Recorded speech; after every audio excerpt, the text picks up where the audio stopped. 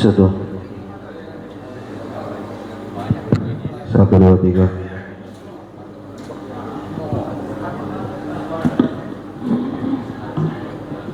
Bismillahirrahmanirrahim. Assalamualaikum warahmatullahi wabarakatuh. Alhamdulillahirrahmanirrahim. Salatu wassalamu ala asrofil anbiya'i mursalin wa ala alihi wa sahbihi ajma'in. Allahumma sholli ala sayyidina Muhammad wa ala ali sayyidina Muhammad. Jamaah subuh Masjid Jami Al-Qahar yang dimuliakan Allah.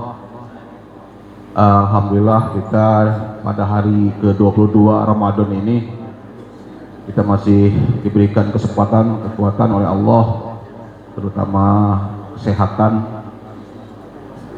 Kita dapat sama-sama melaksanakan sholat subuh berjamaah, dan insya Allah kita juga akan memulai puasa kita pada hari ke-22 ini. Insya Allah badan kita tetap sehat dan dapat melaksanakan tugas sampai akhir Ramadan. Salawat beriring salam semoga senantiasa dilimpah curahkan pada junjungan kita Nabi besar Muhammad SAW serta seluruh keluarga para sahabatnya.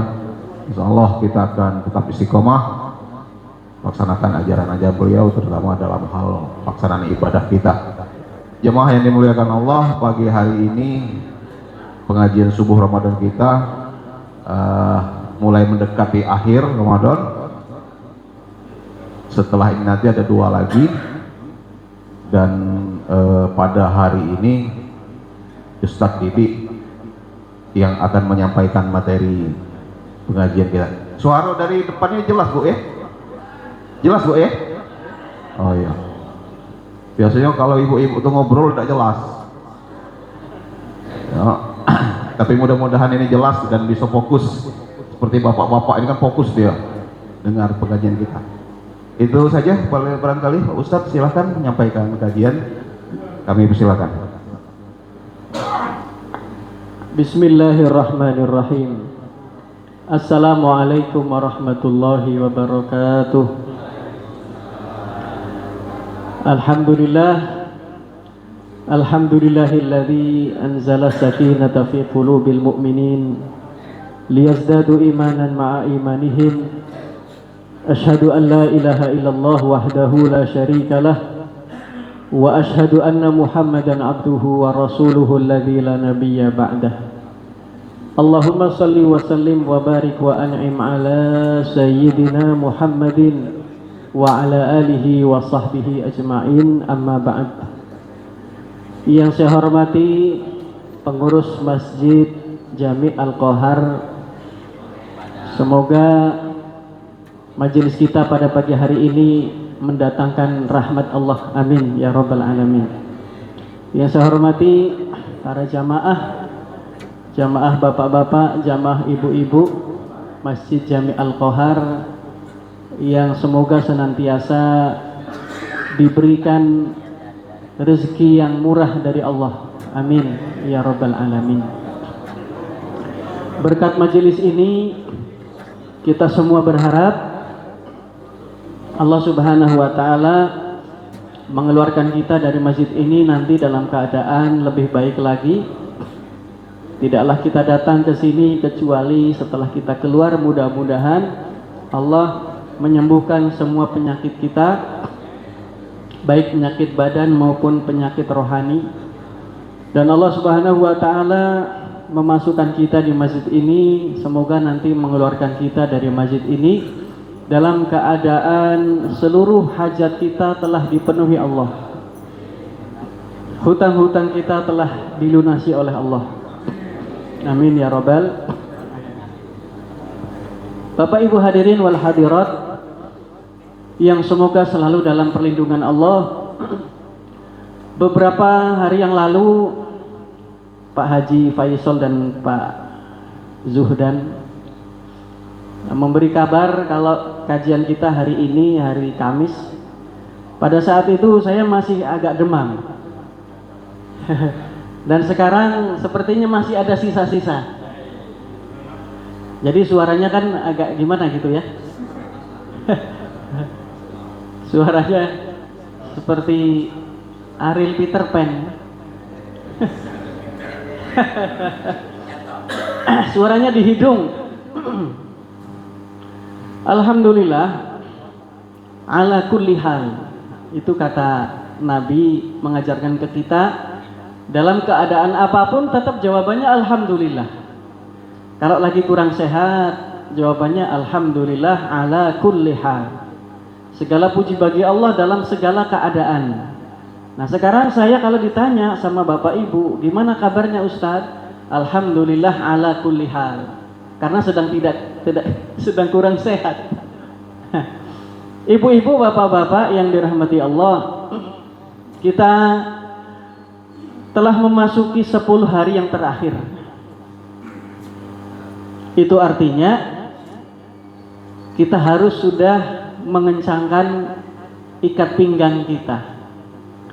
Perjalanan akan semakin terjal. Karena karakter Ramadan itu tidak lurus, tidak turun, tapi karakternya naik. Karakternya itu naik. Semakin akhir itu harusnya semakin ngebut. Dan seharusnya standarnya masjid semakin terisi. Atau setidaknya antara yang pertama dengan Ramadan yang terakhir sama. Kalau di tengah biasanya kan sudah mulai lesu ya. Sudah kekenyangan. Di akhir harusnya lebih stabil lagi, kembali seperti semula. Ketika awal Ramadan biasanya kan masjid penuh, tidak hanya masjid di kota-kota, di desa-desa pun masjid menjadi penuh di awal Ramadan. Di tengah biasanya sudah mulai berkurang.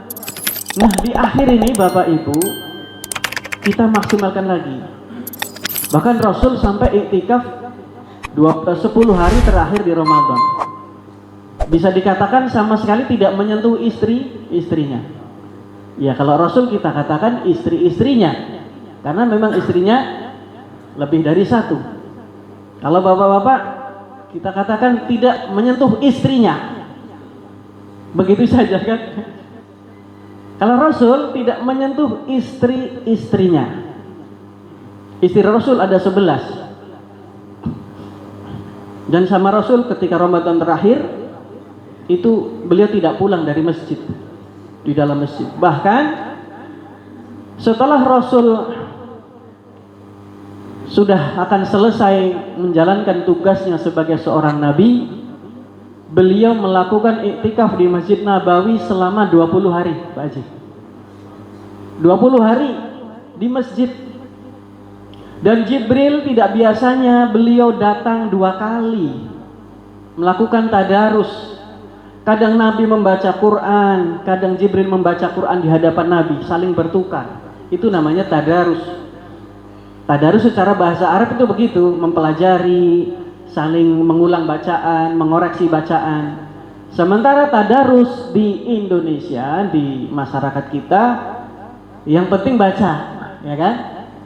Itulah perbedaan istilah tadarus dalam Arab dan tadarus dalam bahasa kita Indonesia. Kalau tadarus dalam syariat dalam Arab itu mempelajari, menelisik ayat demi ayat, dikaji, ditadaburi, itu tadarus.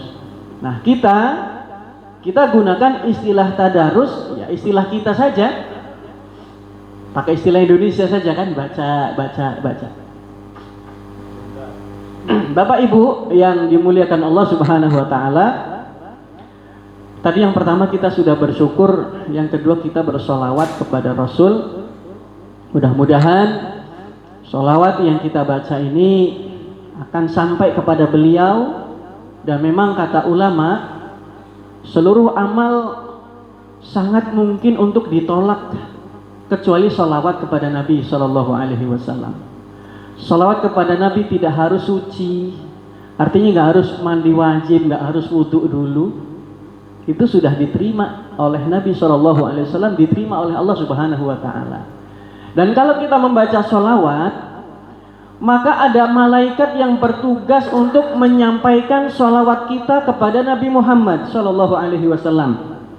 Kalau kita baca sholawat di sini, ada malaikat yang menyampaikan ucapan sholawat salam kita kepada Nabi. Kalau kita mengucapkan sholawat langsung di depan makam beliau di Madinah sana, maka malaikat itu berhenti bertugas karena yang menjawab langsung adalah Nabi Shallallahu Alaihi Wasallam. Di salah satu jamaah kita nampaknya ada yang baru saja pulang dari tanah suci. Nampak dari kejauhan memakai jubah putih, memakai peci putih ya. Mudah-mudahan Allah Subhanahu Wa Taala memberkahi kita semua, dan semoga kita yang belum diberi kesempatan oleh Allah untuk bisa ke makam beliau, berziarah ke kota beliau, diberi kesempatan. Amin ya rabbal alamin. Bapak Ibu hadirin wal hadirat yang dimuliakan Allah Subhanahu Wa Taala. Di Al-Quran ada satu surat namanya surat At-Taubah, yaitu surat yang di dalamnya tidak ada Bismillahirrahmanirrahim. Ya enggak Bu? Surat At-Taubah kan enggak ada Bismillahnya ya. Jadi itu bacanya gimana pertamanya? Ta'awud saja. A'udzubillahi minasyaitonirrajim, baru baca ayatnya. Saya hafal cuma yang pertamanya saja. Baro'ah. Baro'atum, apa itu lanjutannya? Nah, di dalam surat At-Taubah di ayat yang ke-128 Allah Subhanahu Wa Taala mengungkap sisi terdalam Nabi Muhammad Shallallahu Alaihi Wasallam. Nabi tidak pernah mengatakan secara langsung, ya Allah, inilah perasaanku kepada sahabat, inilah perasaanku kepada umat. Enggak pernah menunjukkan langsung, tetapi Allah sendirilah yang mengungkapnya secara langsung kepada kita semua. At-Taubah 128. Laqad ja'akum rasulun min anfusikum azizun alaihi ma anittum harisun alaikum bil mu'minina raufur rahim. Sebagian hafal.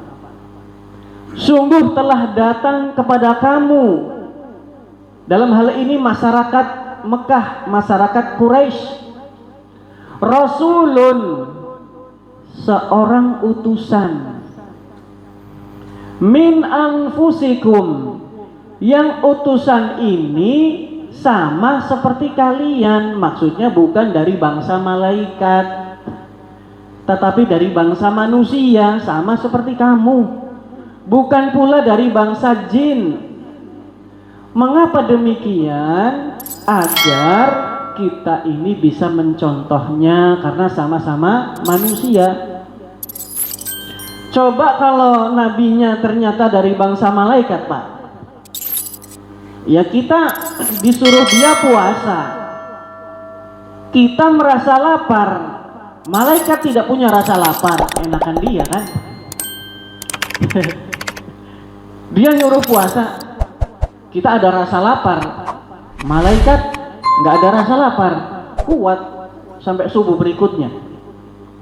Malaikat tidak diberi nafsu, jadi ketika ada mungkin yang masih muda, bahkan yang masih tua, yang sudah tua pun kadang tergoda.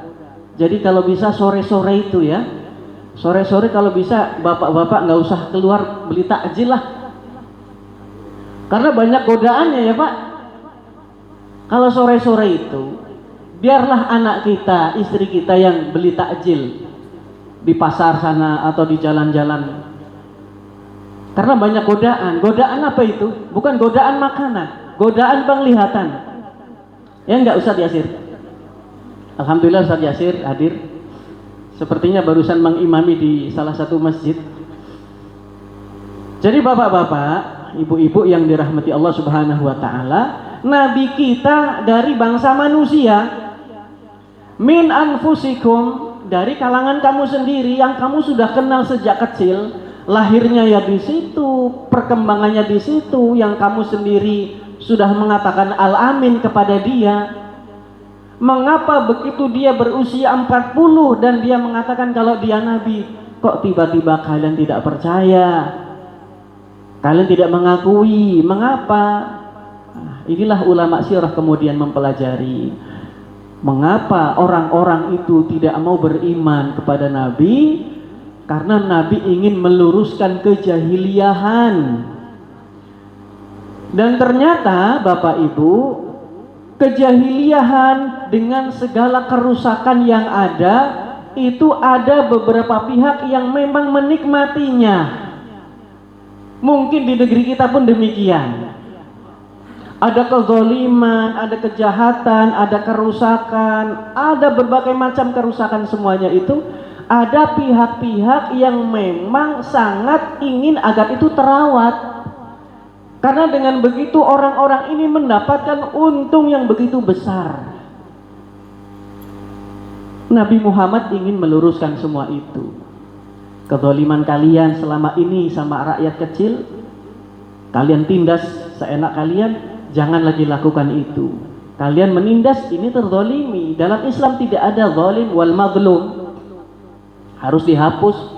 Nah, tapi Abu Jahal, Abu Lahab, Umayyah bin Khalaf, An-Nadhr bin Haris, Uqbah bin Abi Mu'aid, ini tokoh-tokoh besar yang semuanya pebisnis besar, itu tidak senang dengan Nabi. Kenapa? Kalau Nabi datang, orang-orang ini tidak bisa melanjutkan kezalimannya, begitu Pak.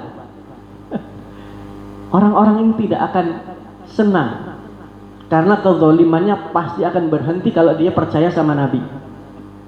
Nah, Bapak Ibu yang dimuliakan Allah Subhanahu wa taala, min anfusikum, dari kalangan kalian sendiri.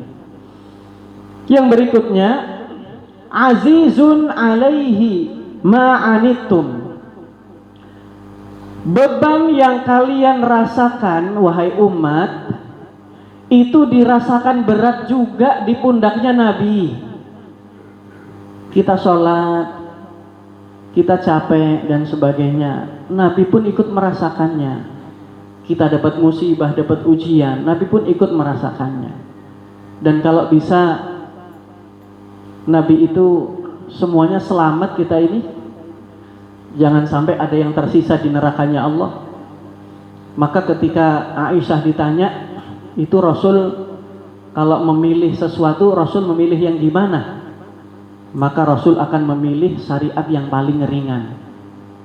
Illahtaru aisarahuma, Rasul akan memilih syariat yang paling ringan. Kalau bisa yang ringan, ya udah yang ringan saja. Supaya apa? Supaya umat saya mampu melakukannya. Aku khawatir umatku tidak sanggup melakukannya. Kalau Rasulnya sih jangan ditanya Pak. Kalau Nabi kita disuruh beramal soleh dengan amal seberat apapun, pasti kuat, pasti sanggup.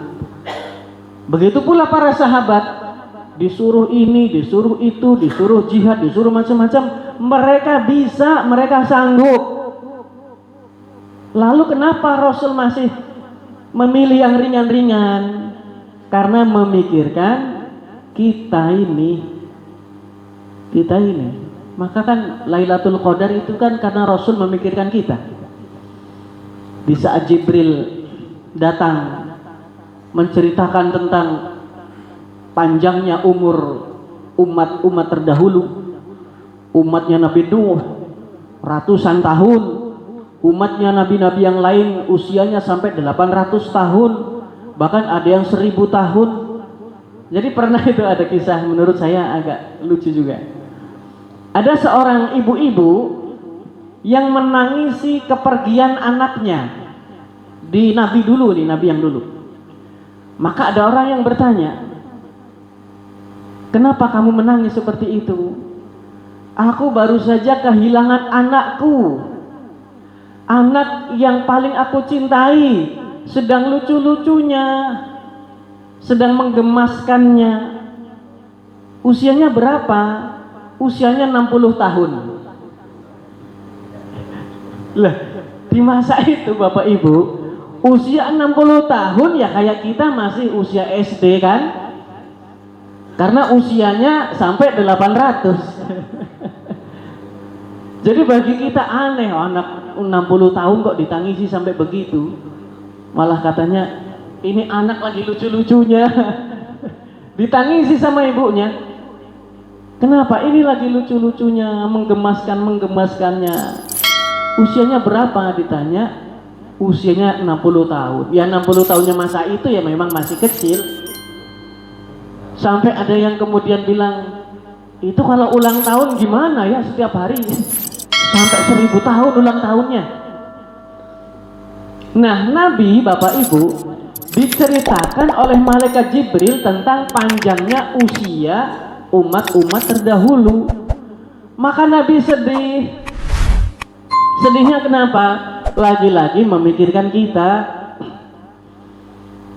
Nabi sedih memikirkan kita. Gimana ya Jibril, umatku usianya antara 60 sampai 70. Nabi bersabda, a'maru ummati ma baina sittin ila sab'in wa aqalluhum man yujawizu dzalik. Umur umatku antara 60 sampai 70 dan sangat sedikit sekali yang mampu melampaui angka tersebut. Nah, disitulah Nabi SAW sedih. Gimana ini umatku tidak diberi kesempatan untuk beramal lebih lama lagi. Karena Jibril ceritanya itu sampai itu mereka Muhammad ada yang berjihad sampai 1000 bulan, ada yang berzikir dan sebagainya sampai 1000 bulan, sehingga Nabi sedih. Tetapi Nabi tidak ngomong, Bapak Ibu. Ini Nabi kan karakternya begini. Beliau itu menginginkan sesuatu tetapi seakan-akan tidak enak sama Allah Subhanahu wa ta'ala. Nabi nggak ngomong. Nabi tidak mengatakan, tidak bertanya, tidak mengeluh dan sebagainya. Nabi diam. Tapi lihatlah apa yang dilakukan Allah terhadap kesedihannya Nabi SAW. Allah kemudian menjadikan Lailatul Qadar untuk beliau dan untuk umatnya. Tenang Muhammad, usia umat kamu memang gak lebih dari seperti umat-umat terdahulu, gak ada yang sampai 1000 tahun. Tetapi tenang saja, akan aku beri di bulan Ramadan itu satu malam yang sangat spesial, yaitu malam Qadar. Kita jangan sebut malam Lailatul Qadar ya, karena Lailatul itu ya malam itulah. Jadi kalau malam Lailatul Qadar akhirnya jadi malam-malam Qadar itu. Padahal Lailatul Qadar cuma satu malam selama Ramadan itu. Jadi malam Qadar itu hanya satu kali di bulan Ramadan itu. Dan Allah Subhanahu wa ta'ala nampaknya tahu masyarakat Indonesia ini susah untuk iktikaf. Maka dibuatlah perbedaan pendapat antara Muhammadiyah dengan ormas yang lain. Jadi tidak ada malam genap kita ini Bapak Ibu. Semuanya malam ganjil ya kan? Kalau mau mengikuti Muhammadiyah berarti malam genap jadi ganjil, ngikuti ormas lain yang genap jadi ganjil juga. Ini seakan-akan sinyal lembut dari Allah Subhanahu wa ta'ala. Wahai masyarakat Indonesia, penuhilah masjid-masjid kalian di 10 hari terakhir, karena aku khususkan untuk kalian tidak ada malam genap. Semuanya ganjil ini. Nah, kita ngambilnya di situ, jangan ngambilnya saya nggak mau iktikaf karena di 10 hari terakhir tidak ada malam ganjil, semuanya genap. Muhammadiyah genap, yang lain juga genap. Nah, jadi kita ambil yang ganjilnya. Maka Nabi kemudian merenung, ya Allah, gimana nih umatku? Tenang Muhammad, aku beri engkau satu malam yang luar biasa, yaitu malam Qadar yang kalau siapapun beribadah di malam itu akan dihitung lebih baik daripada 1000 bulan. Ada yang pernah menghitung 1000 bulan itu sama dengan 83 tahun lebih 4 bulan. Apakah ada di sini yang usianya 83 tahun? Nampaknya sudah tidak ada di jamaah kita ini ya. Kalau ada, alhamdulillah. 83 tahun lebih. Nah, kemudian saya ingin menyampaikan juga, saya ngambil pendapatnya Kiai Haji Bahauddin Nur Salim yang biasa dikenal dengan Gus Baha. Kata beliau, Lailatul Qadar itu jangan dipersulit oleh kita. Karena Lailatul Qadar itu pasti akan datang, tergantung kita ketika dia datang kita sedang ngapain. Begitu. Lailatul Qadar pasti datang, jangan khawatir saya nggak dapat Lailatul Qadar. Pasti dapat, ibu-ibu pasti dapat, bapak-bapak pasti dapat, saudara-saudara pasti dapat. Cuman dapatnya berapa, itulah tergantung amal soleh kita. Maka Gus Baha ngasih saran, bahkan beliau sudah melakukannya, mengejar Lailatul Qadar itu sejak hari pertama Ramadan. Tapi bagi kita kayaknya berat ya, kita bukan kelas beliau. Ya, kita cukup mengambil hadis bahwasanya Lailatul Qadar itu adanya di penghujung Ramadan, yaitu 10 hari terakhir. Dan Nabi kemudian lebih spesifik lagi, beliau menyebut 21, 23, 25, 27, 29. Nah, sekarang tanggal-tanggal itu sudah nggak berlaku lagi karena kan perbedaan pendapat nih. Jadi semuanya dianggap ganjil saja. Maka Bapak Ibu rahimakumullah, karena nabinya sedih inilah Allah Subhanahu wa taala kemudian menghadiahi Lailatul Qadar. Bapak Ibu nggak usah khawatir, aku nggak dapat Lailatul Qadar, nggak usah khawatir. Pasti dapat. Yang penting di 10 hari terakhir ibadah kita tingkatkan. Ya, siapa tahu pas kita lagi tarawih di malam itu ternyata Lailatul Qadar sedang Allah berikan ke kita. Siapa tahu. Dan itu akan dihitung oleh Allah sama dengan melakukan tarawih 1000 bulan. Maka janganlah kita di 10 hari terakhir malah lebih banyak melakukan aktivitas-aktivitas yang kurang baik. Begitu malam itu ternyata Lailatul Qadar, kita lagi melakukan sesuatu yang tidak manfaat, itu dicatat juga. Ini sedang begadang, nggak berguna. Ini sedang apa, itu dicatat malaikat. Nah, maka sekali lagi Bapak Ibu tidak perlu khawatir, nggak dapat Lailatul Qadar, pasti dapat. Hanya saja yang kita dapatkan ini banyak atau sedikit tergantung apa yang kita lakukan pada malam itu. Apakah di malam terakhir saja? Apakah dari jam 12 sampai jam setengah 5 saja? Malam itu dihitung setelah azan maghrib. Jadi setelah azan maghrib sampai menjelang subuh, itulah disebut lailah, malam. Maka Bapak Ibu beraktivitas setelah azan maghrib, dan itu dicatat oleh malaikat, itu sudah catatannya malam itu. Lailatul Qadar adanya di antara itu, jam 6 lebih sampai setengah 5, itu malam. Di malam-malam itu ternyata Bapak Ibu melakukan tahajud, baca Quran, zikir dan sebagainya, dan ternyata bertepatan betul dengan Lailatul Qadar, maka dicatat khairun min alfi syahr, lebih baik daripada 1000 bulan. Itu kalau nemunya sekali. Kalau sudah berkali-kali Ramadan ternyata kita menjumpai itu, alangkah banyak pahala kita. Tahun kemarin alhamdulillah khairun min alfi syahr. Tahun kemarin lagi alhamdulillah khairun min alfi syahr. Itu kan hadiah besar Bapak Ibu yang Allah berikan kepada Nabi, dan akhirnya kita pun mendapatkannya. Lagi-lagi ini berkat Nabi Muhammad Shallallahu Alaihi Wasallam. Nah, berikutnya, perbanyaklah di 10 hari terakhir ini membaca Al-Quran. Dan kalau bisa kita sudah mulai mengkaji, memperdalam, menelaah ayat-ayat Allah Subhanahu wa taala. Dan ini saya ambil contoh bagaimana para sahabat, salah satunya beliau bernama Abu Dahdah. Mungkin pernah saya sampaikan di sini, Pak Haji. Abu Dahdah. Abu Dahdah ini beliau adalah orang punya kebun kurma. Kebun kurmanya itu jumlahnya 600 batang. Jadi satu bidang tanah itu isinya 600 batang pohon kurma. Mudah-mudahan belum disampaikan di sini. Kalaupun sudah, mudah-mudahan pada lupa. Jadi saya bisa ngulang lagi. Jadi ada Abu Dahdah, beliau ini untuk yang pertama kalinya baca surat Al-Baqarah ayat 245. Bapak-bapak pasti sudah sampai di surat ini, di ayat ini. Berapa kali hatam Bapak?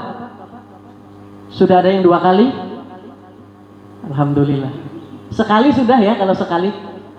Alhamdulillah. Ibu-ibu kayaknya sudah 4 kali nih, kalau dilihat dari wajahnya. Amin. Oh, kalau amin malah biasanya jadi belum nih. Kalau dari wajahnya sih sepertinya sudah 4 kali, 3 kali. Luar biasa. Semangatnya mengalahkan anak-anak muda. Jamaah Masjid Al-Qohar memang spesial menurut saya. Alhamdulillah.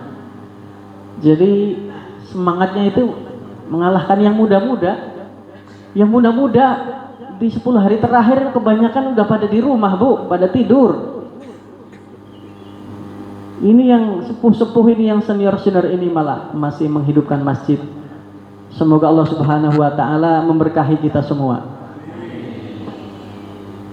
Abu Dahdah untuk pertama kalinya baca ayat 245 dari surat Al-Baqarah.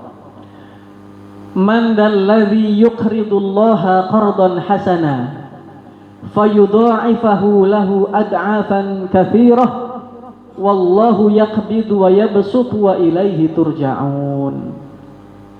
Ayat ini dibaca Abu Dahdah.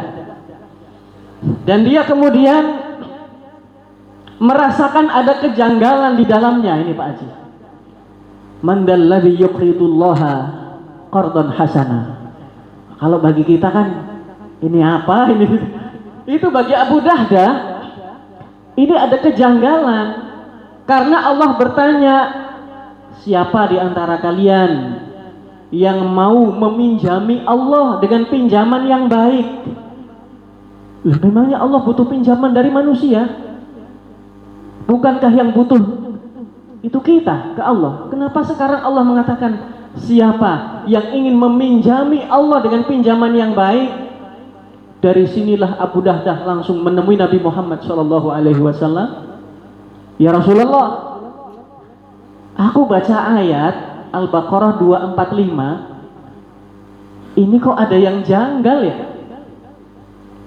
Apa kejanggalan kamu Abu Dahdah? Kata Rasul.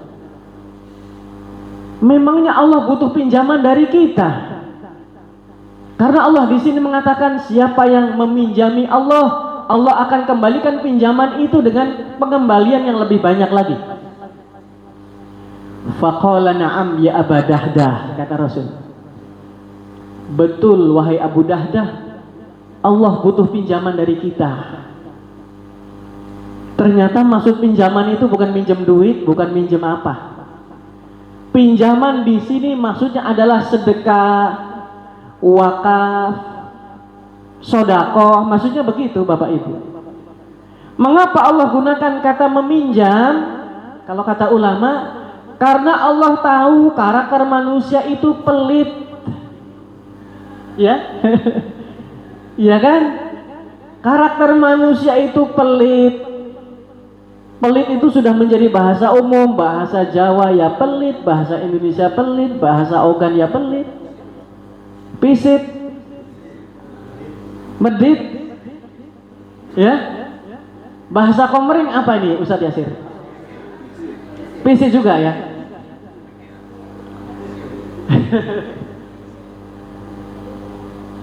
Karena Allah tahu manusia itu punya karakter memegang dunia sangat kencang, erat. Sehingga ya sudah, kamu tuh nggak cuma ngeluarin, kamu hanya meminjami aku. Kadang-kadang gitu Pak Haji. Kalau aku pinjam, aku kembalikan. Akhirnya kata Rasul, faqala na'am ya Aba Dahdah. Betul Abu Dahdah, Allah butuh pinjaman dari kita. Fatna, maka kemudian Abu Dahdah mengatakan, arini yadaka ya Rasulullah.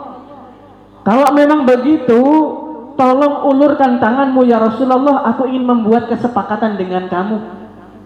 Rasul mengulurkan tangan beliau dan Abu Dahdah segera menyambutnya. Ternyata di situ terjadi akad yang luar biasa, yang istrinya Abu Dahdah tidak tahu sama sekali peristiwa itu. Ya Rasulullah, inni qad aqradtu rabbi haiti fihi sittah mi'ah nakhlah. Ya Rasulullah, kita membuat kesepakatan. Kamu sebagai saksinya ya Rasulullah. Sesungguhnya aku telah meminjamkan kebunku kepada Allah Subhanahu wa taala. Yang di dalam kebun itu ada 600 batang korma, semuanya aku pinjamkan untuk Allah. Bayangkan, 600 batang korma itu berapa hektar? Ini bukan korma Indonesia ya. Kurma Indonesia kan kelapa sawit. Ini kurma Madinah ini.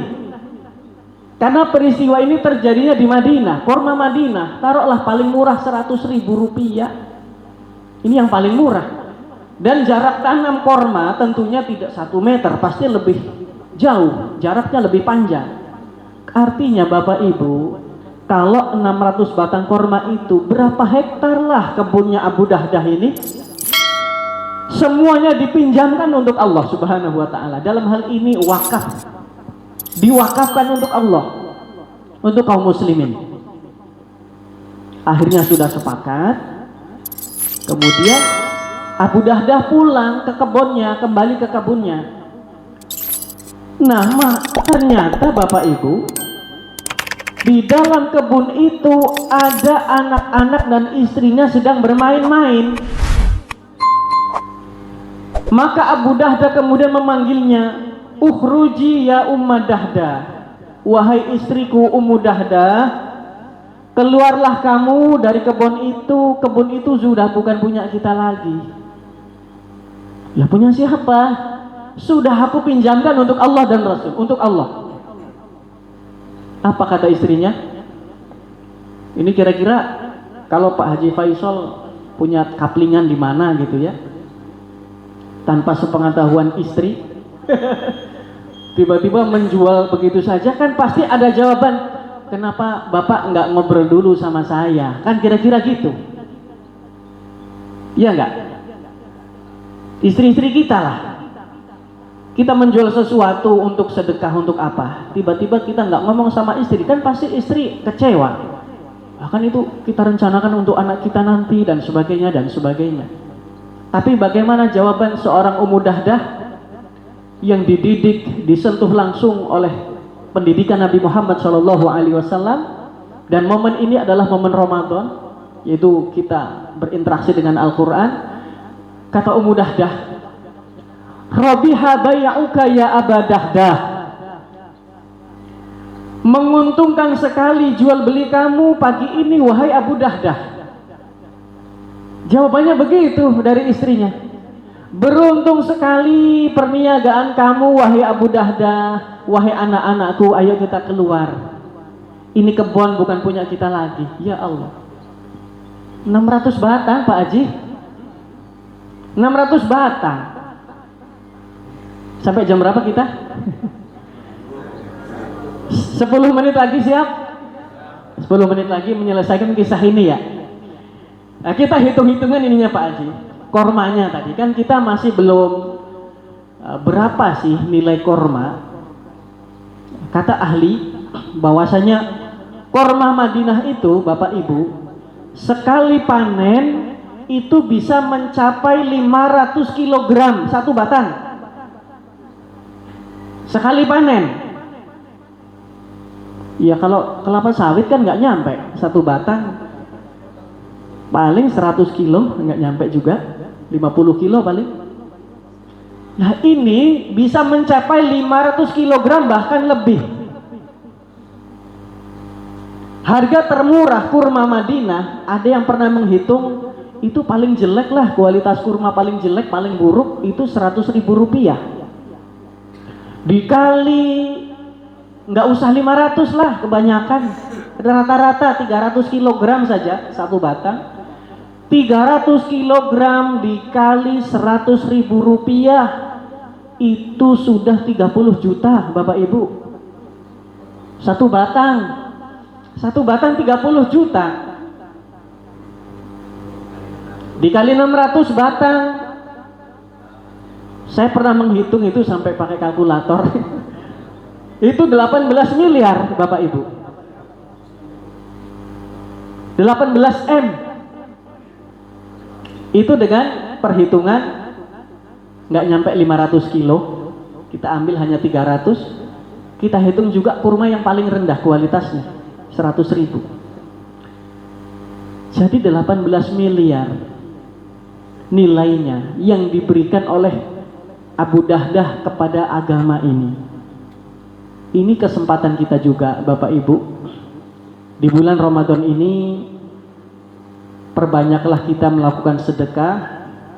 Karena sahabat pernah mengatakan Nabi itu kalau Ramadan sedekahnya itu seperti hembusan angin. Saking kencangnya itu dikatakan seperti hembusan angin. Mudah sekali bersedekah.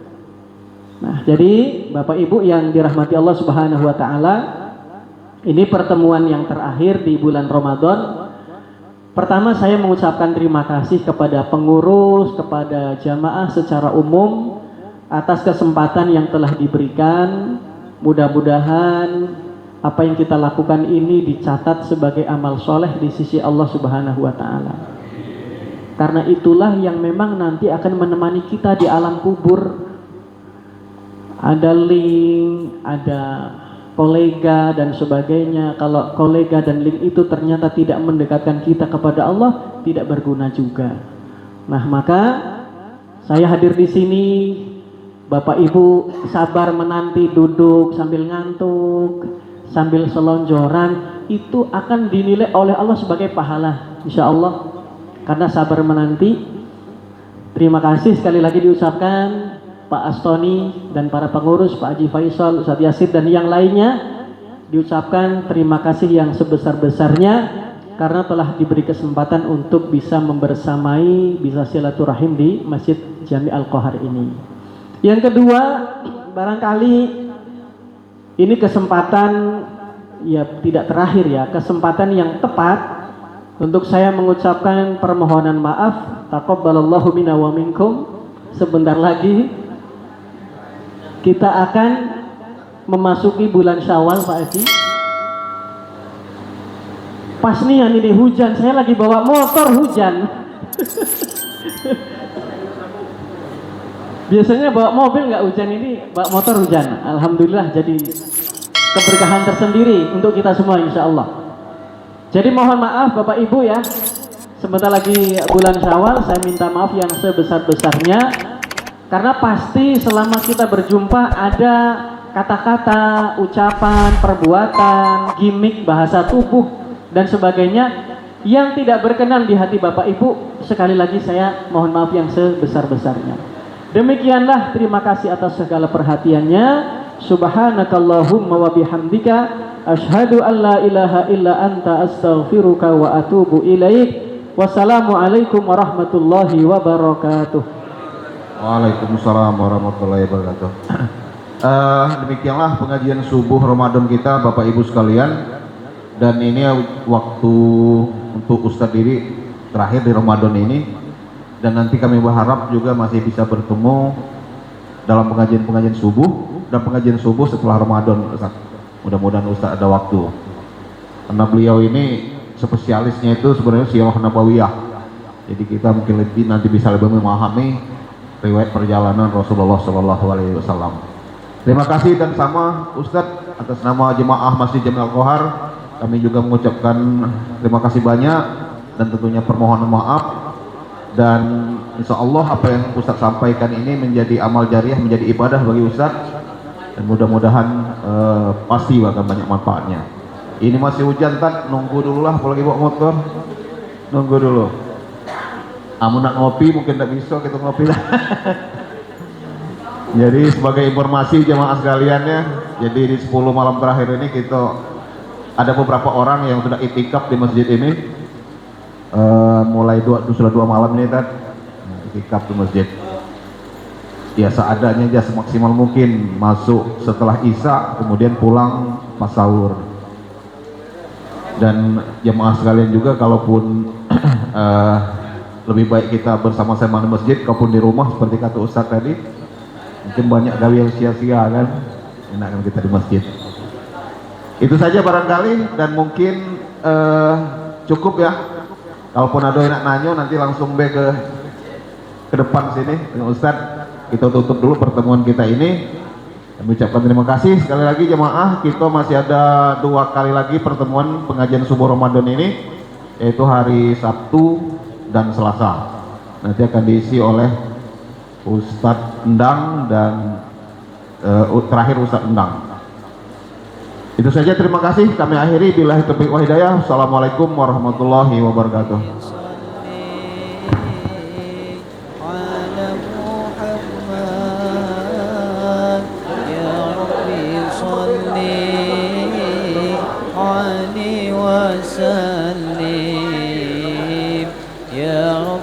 صلي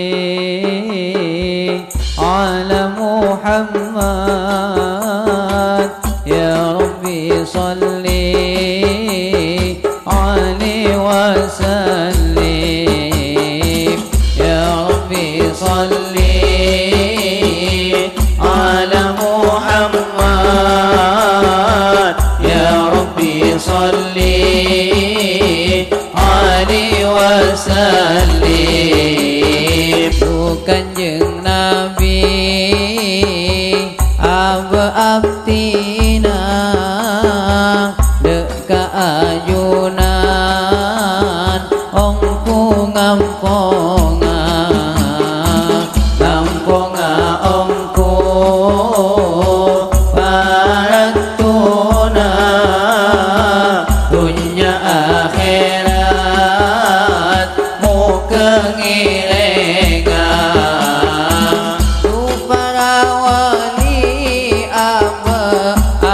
abdi